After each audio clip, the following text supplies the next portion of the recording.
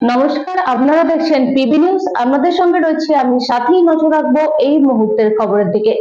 সরস্বতী ঠাকুরকে প্রণাম করতে গিয়ে প্রদীপের আগুনে পুড়ে মৃত্যু হলো এক মহিলার। বর্ধমান মেডিকেল কলেজ হাসপাতালে চিকিৎসা চলাকালীন তার মৃত্যু হয়। কাঁকসা থানার ব্রাহ্মণ গ্রামে সরস্বতী ঠাকুরকে প্রণাম করতে গিয়ে প্রদীপের শিখার আগুন শাড়িতে লেগে গিয়ে অগ্নিদগ্ধ হয়ে মৃত্যু হলো এক মহিলার। মৃত মহিলার নাম রেখা ঘড়ুই, বয়স 64 বছর। চিকিৎসা চলাকালীন মঙ্গলবার বর্ধমান মেডিকেল কলেজ হাসপাতালে মৃত্যু হয় তাঁর। মৃতের পরিবার সূত্রে জানা গিয়েছে, সোমবার সকালে বাড়ির পাশে সরস্বতী ঠাকুরকে প্রণাম করতে গিয়ে প্রদীপের শিখার আগুন তার শাড়িতে লেগে যায়।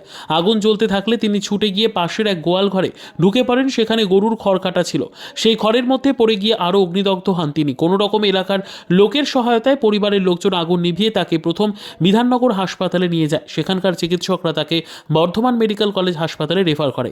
সেই মতো পরিবারের লোকজন বর্ধমান মেডিকেল কলেজ হাসপাতালে নিয়ে আসলে চিকিৎসা চলাকালীন এদিন ভোরে তার মৃত্যু হয়। মা কি নাম? রেখা ঘড়ুই, বাড়ি কোথায়? ব্রাহ্মণগ্রাম, বামুনগ্রাম থানা? থানা কাঁকসা। কাঁকসা। কি হয়েছিল কি? পুড়ে গেছিল ঠাকুর প্রণাম করতে গিয়ে প্রদীপে। কবে সেটা? কালকে সকাল 10টায়। মানে কি সরস্বতী পুজো নেই? সরস্বতী মন্দিরে পুজো প্রণাম করতে গিয়ে। সরস্বতী পুজো বাড়িতেই করছিল? বাড়ির পাশেই। বলুন। হ্যাঁ, বাড়ির পাশেই করছিল প্রণাম। প্রদীপে আঁচলটা ধরে গিয়ে উনি আর বাগাতে পারেন নাই, দিয়ে একটা গোয়াল বাড়িতে ঢুকে গিয়েছে। ওখানে গরুর জন্য অনেক খড় কাটা ছিল, সেই খড়ে ধরে গিয়ে ওনার গায়েও আরও পুড়ে গিয়েছে। কাল কখন হয়েছিল? সকালে? হ্যাঁ, 10টা 10:30। তারপর আপনারা প্রথম কোথায় নিয়ে গেছিলেন? আমরা প্রথম বিধাননগর নিয়ে গিয়েছিলাম, ওখান থেকে বর্ধমান রেফার করেছি। কখন মারা গেল? মারা গেল 4:45 এরকম। সরস্বতী পুজো করতে গিয়ে এটা ঘটনা ঘটে গেছে, তাই তো? আপনার নামটা কি? Aparna Pal. Bureau report, PB news.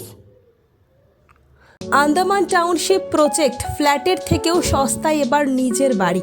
Plot করার জায়গা মাত্র 1,80,000 থেকে 3 লক্ষ টাকা কাঠা, এবং সাথে সাথে নিজের নামে অগ্রিম রেজিস্ট্রি করে নিন।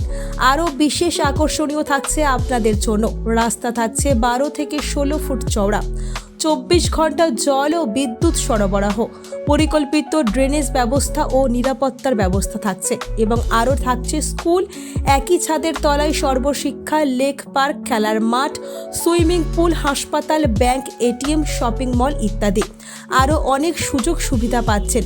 ঠিকানা মনে রাখবেন, বর্ধমান রেলওয়ে স্টেশন থেকে কাটোয়া রোড, দেওয়ানদিঘি থানা 500 মিটার, নবদ্বীপ রোড 200 মিটার। তবে আর দেরি কেন, আজই চলে আসুন। যোগাযোগ নম্বর 8918277795, এছাড়াও 7547903108।